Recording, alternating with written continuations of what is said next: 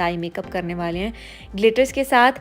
सबसे पहले तो अपने फेस को कर लेना है अपने मॉइस्चराइज मैं कर चुकी हूँ। प्राइमर अप्लाई कर रही हूँ ओटो कॉस्मेटिक्स का हाइड्रेटिंग प्राइमर है। अगर आपकी स्किन ड्राई रहती है तो आप ये वाला प्राइमर यूज़ कर सकते हैं, आपकी फाउंडेशन अच्छे से ब्लेंड होगी। इसके बाद फाउंडेशन मैं यूज़ कर रही हूँ जी प्योडेर कॉस्मेटिक्स की, बड़ा ही औखा सा इस ब्रांड का नाम है, कोई इंटरनेशनल ब्रांड है। पीआर में मुझे आई थी और ये काफ़ी टाइम से मेरे पास ऐसे ही बॉटल पड़ी हुई है और पड़ी पड़ी जम गई है। काफ़ी कोशिशों के बाद ये थोड़ी सी फाउंडेशन निकली है। इसको अब मैं डॉट करूँगी अपने फेस पे। हमेशा ना फाउंडेशन को पहले डॉट किया करें ताकि आपके फेस पे स्प्रेड हो जाए। जहाँ पे आपको ज़्यादा लगती है फाउंडेशन उन एरियाज़ पे पहले अप्लाई कर लें, जहाँ पे कम लगती है उनको आप रहने दें, एंड पे थोड़ी थोड़ी सी जो बचेगी वो अप्लाई कर लेंगे। और फिर इसको मैं ब्लेंड कर दूँगी ब्यूटी ब्लेंडर के साथ। बड़ी आसानी से ये ब्लेंड हो गई थी, ड्राई स्किन वालों के लिए भी अच्छी है। और कंसीलर मैं अप्लाई इसलिए नहीं करती, पिछली वीडियो में भी मैंने अप्लाई नहीं किया था क्योंकि डार्क सर्कल्स आजकल ना मेरे कम हुए हुए हैं, तो मुझे कंसीलर की इतनी खास ज़रूरत नहीं पड़ती। ब्लेंडर पे जो बच गई उसको मैं अप्लाई कर दूंगी अपनी नेक पे। उसके बाद मैं यूज़ कर रही हूँ जी सैफायर का ये कॉम्पैक्ट पाउडर। आपने ना कॉम्पैक्ट पाउडर भी ज़्यादा नहीं लेना, अदरवाइज़ आपकी फाउंडेशन बहुत ही केकी लगने लग जाती है। फ्लफ़ी ब्रश लें, थोड़ा सा पाउडर लें और उसको पूरे फेस पे ना इस तरह राउंड एंड राउंड करके स्प्रेड कर दें। ज़्यादा लेयरिंग आपने नहीं करनी। जिन एरियाज़ पे आपको क्रीजिंग होती है, जैसे अंडर आइज बहुत जल्दी क्रीज कर जाती हैं, उनको आप हमेशा ब्लेंडर के साथ सेट कर लिया करें। थोड़ा सा पाउडर ब्लेंडर पे लें और उसके साथ सेट कर दें। फिर बारी आती है जी कॉन्टोरिंग की। कॉन्टोरिंग के लिए मैं यूज़ कर रही हूँ क्रिस्टीन का ये पैलेट। इसके अंदर 2 शेड्स हैं, एक ज़रा ब्राउन टोन की तरफ है, एक ज़रा ऑरेंज टोन की तरफ है।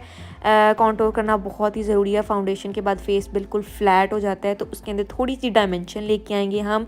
फेस को अच्छे से कॉन्टोर करेंगे, jaw line, cheek bones, forehead को भी अच्छे से कॉन्टोर कर लिया करें ताकि आपकी फाउंडेशन और आपकी जो हेयर लाइन है उसके बीच में एक ग्रेडियंट सा क्रिएट हो जाए और बिल्कुल दोनों चीज़ें सेपरेट ना लगें। उसके बाद मैं ब्लश ऑन पैलेट यूज़ कर रही हूँ क्रिस्टीन का। इसके अंदर 2 शेड्स हैं, एक पिंक है एक पीच है, दोनों को मिक्स करके मैं यूज़ कर रही हूँ। ब्लश ऑन पे आपने हाथ होला नहीं रखना, जितना दिल कर रहा है ब्लश ऑन लगाएं क्योंकि दिन के आखिर में ना ब्लश ऑन उड़ जाता है। इट्यूड का लूज़ पाउडर लूँगी और ये मैंने खोला और सारा पाउडर ना उड़ के मेरे मुंह पे आ गया था पहले ही। फिर मैंने यहाँ पे ब्लेंडर पे पाउडर लिया है और अपनी अंडर आइज को इस तरह से मैंने बेक कर लिया है। बेक नहीं भी करती तो गुजारा हो जाता है, लेकिन जब भी हम आई मेकअप करेंगे ना तो पिगमेंट आके हमारी फाउंडेशन पे गिरेगा और फाउंडेशन फिर हमारी हो जाएगी ग्रे। ठीक है, तो ऐसा हम नहीं चाहते, इसलिए हमने लूज़ पाउडर अप्लाई कर लेना है। यहाँ पे मैं क्या कर रही हूँ, आईब्रोज़ को फिल कर रही हूँ। आईब्रो पेन के साथ आईब्रोज़ को नीट कर देंगे। जिस डायरेक्शन में आपकी आईब्रोज़ ग्रो करती हैं सेम उसी डायरेक्शन में आपने इनको फिल करना है। एग्जैक्टली मुझे नहीं याद कि ये आईब्रो पेन कहाँ का है, लेकिन इस तरह का आईब्रो पेन आपको मिनीसो से मिल जाएगा डिफरेंट शेड्स में, ब्राउन और ब्लैक वहाँ पे पड़ा हुआ मैंने देखा था।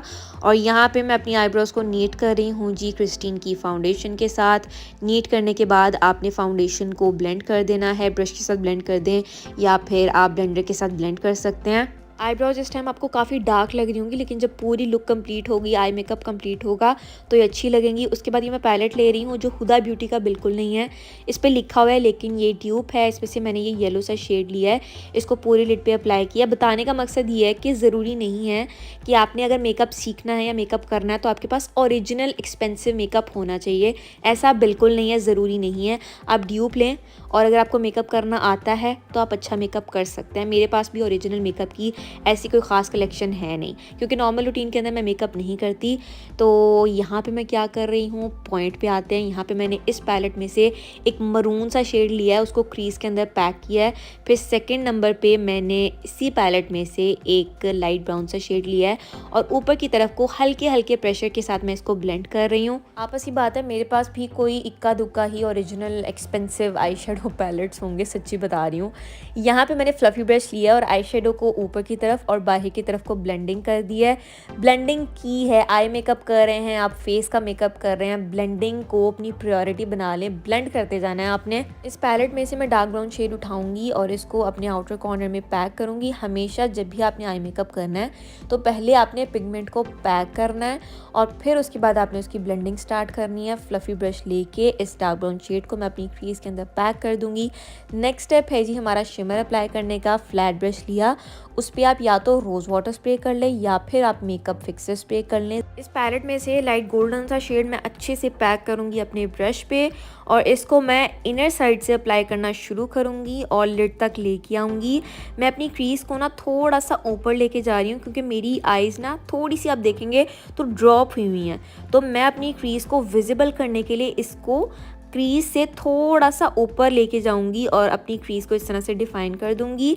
उसके बाद मैं ये मिस रोज़ का ले रही हूँ जी ग्लिटर पैलेट। अच्छा पैलेट है, अगर आपने अफोर्डेबल प्राइस के अंदर कोई ग्लिटर पैलेट लेना है, इसमें से मैं ये वाला शेड उठा रही हूँ, शैम्पेन सा शेड है, और इसको जहाँ जहाँ मैंने शिमर अप्लाई किया था उसके ऊपर टॉप अप कर रही हूँ। अब बारी आती है जी फाइनल टचेस की। उसमें सबसे पहली आती हैं लैशेस। रिदा जैन की मैं लैशेस यूज़ कर रही हूँ और इन लैशेस पे मैं अप्लाई कर रही हूँ क्रिस्टीन की ग्लू। लैशेस अप्लाई करना ना बहुत ही आसान है। आपने सेंटर में से इनको पकड़ना है, 15 सेकंड्स के लिए पहले तो ड्राई होने देना है आपने ग्लू को।